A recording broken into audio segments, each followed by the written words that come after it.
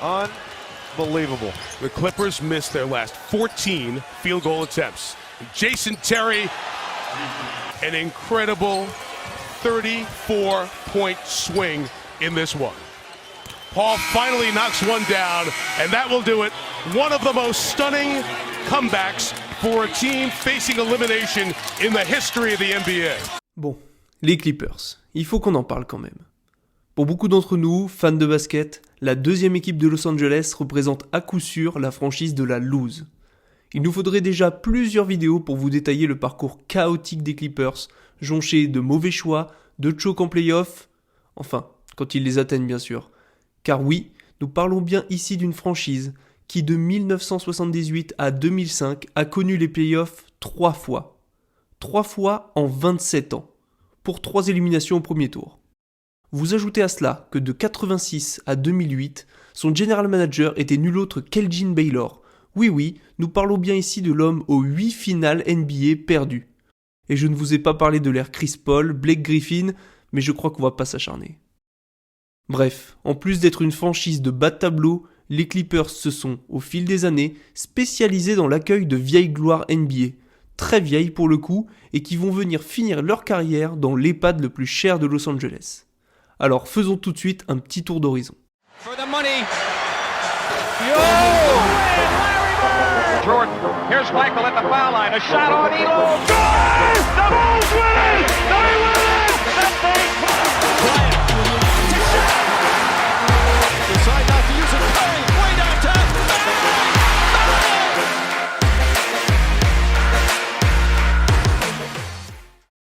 Je vous le dis tout de suite, cette vidéo sera divisée en 2 parties, tant il y a de joueurs à présenter. Autre précision, je ne vais m'attarder que sur les joueurs ayant terminé leur carrière aux Clippers. Quelques petits malins échappent à la sentence car ils sont allés finir ailleurs la saison suivante. Allez, on commence tout de suite avec Doug Christie. Pas si connu du grand public, il était pourtant un défenseur élite.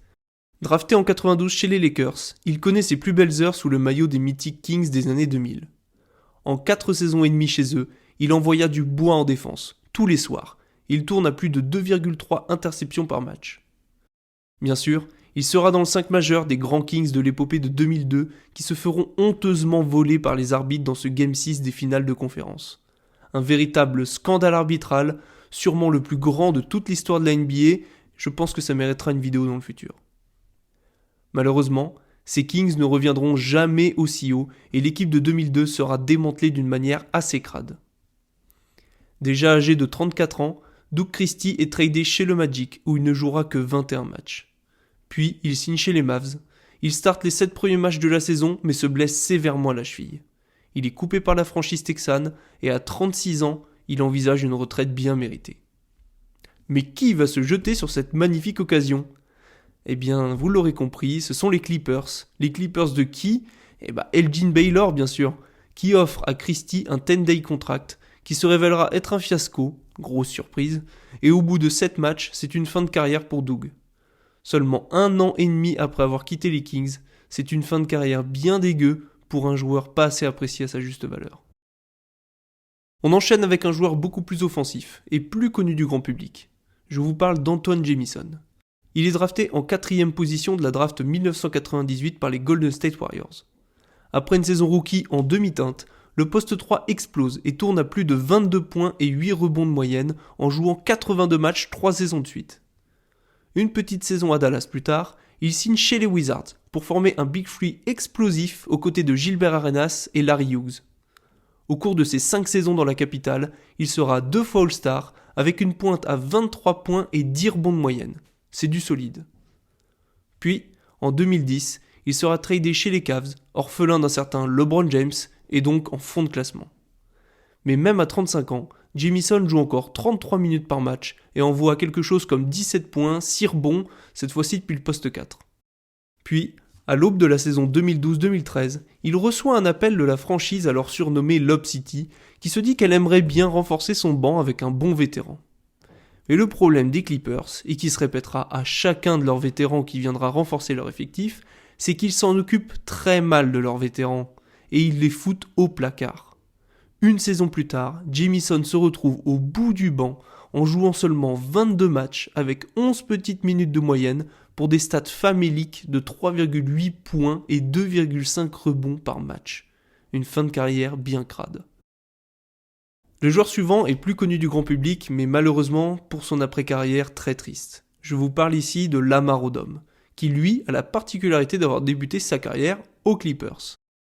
Il est lui aussi drafté en 4e position, cette fois-ci de la draft 1999, et il effectue ses 4 premières saisons très correctes, à environ 16 points par match, depuis le poste 3 des Clippers.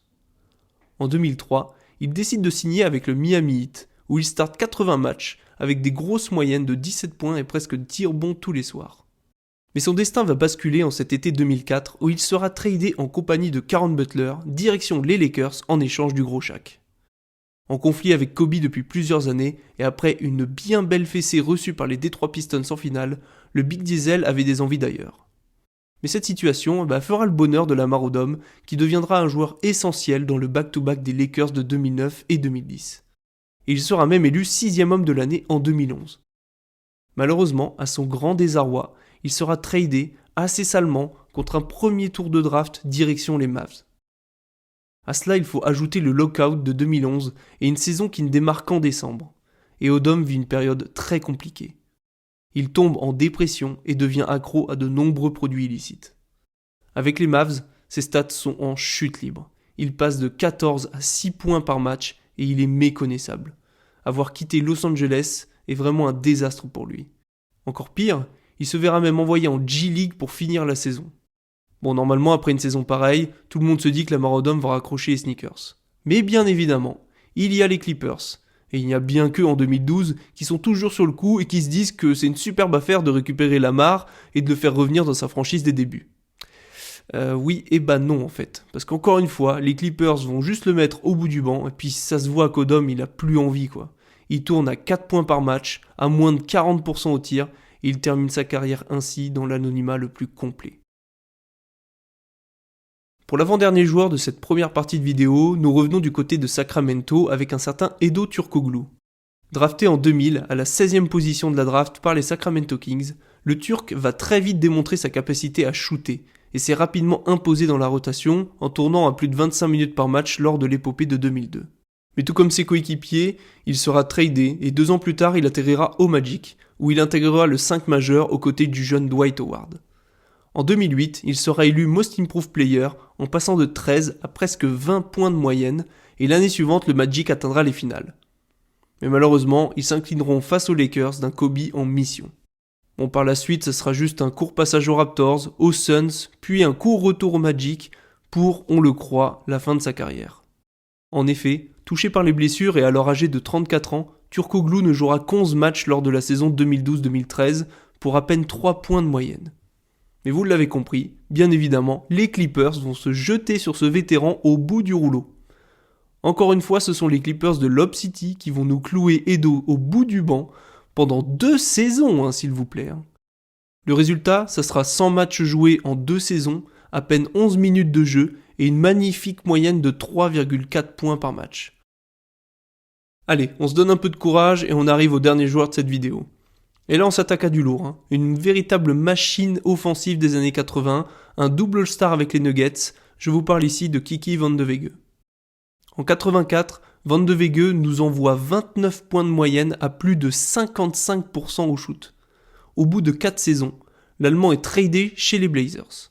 Une nouvelle aventure de 4 années où il tournera à plus de 24 points de moyenne à presque 53% au tir. Alors là je vous l'ai dit que c'était du lourd. Mais niveau résultat collectif, ça pêche un peu. Seulement 2 demi-finales de conf en 8 saisons. Au début de la saison 87-88, l'ailier commence à souffrir du dos. Il tourne encore à 23 points de moyenne, mais il doit rater les 2 tiers de la saison. Il tente de revenir en fin d'année pour participer à la série de playoffs face au Jazz. Mais on voit bien qu'il n'est plus le même. Seulement 8 petits points de moyenne à un pauvre 28% au tir. Au début de la saison suivante, Van de Wege s'est refait une petite santé. Les pourcentages remontent aux alentours des 48%, mais il est contraint de sortir du banc et tourne à peine 14 points par match. À ce moment-là, Portland cherche logiquement à trader sa star sur le déclin. De toute manière, ils ont Clyde Drexler sur le même poste qui tient parfaitement la franchise. Et qui va venir chercher l'ancien All-Star vieillissant ? Eh bien non, ce ne sont pas les Clippers, pas tout de suite. Eh oh, attendez, il tourne encore à 14 points de moyenne et il a tout juste 30 ans. Non, pour l'instant, ce sont nos amis des New York Knicks qui vont venir récupérer Van de Wege. Eux aussi sont bien connus pour être toujours dans les bons coups, n'est-ce pas ? Seulement 27 matchs sur la fin de saison 89, puis 22 matchs sur l'entièreté de la saison 89-90, on peut dire que la ferme tourne au vinaigre. Mais Van de Wege, c'est un mec qui lâche pas, il abandonne pas, et il revient fort pour la saison 90-91.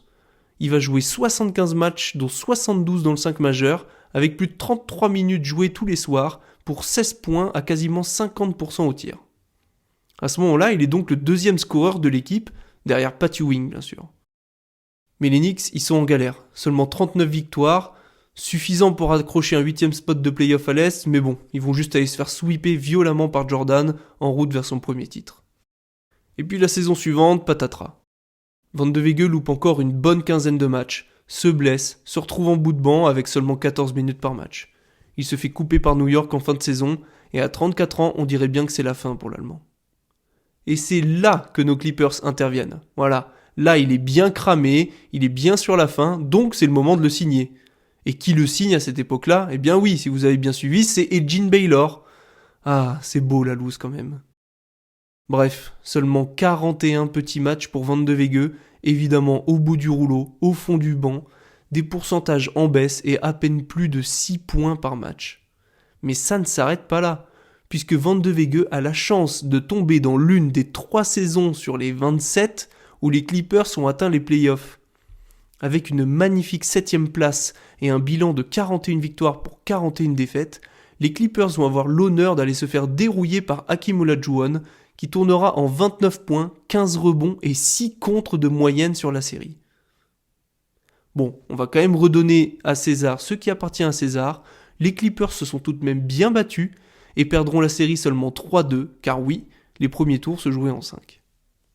Et Van de Wege dans tout ça ? Bon, il aura joué qu'un seul match, le Game 1, pour 9 petites minutes, 4 points à 2 sur 6 au tir. Ce match se révélera être le dernier de sa grande carrière de scoreur, et donc une fin bien dégueu, encore une fois, chez les Clippers. Et c'est ainsi que se termine la première partie de cette vidéo. On se retrouve très vite pour la partie 2, et attention, on aura de la légende sous le maillot des Clippers.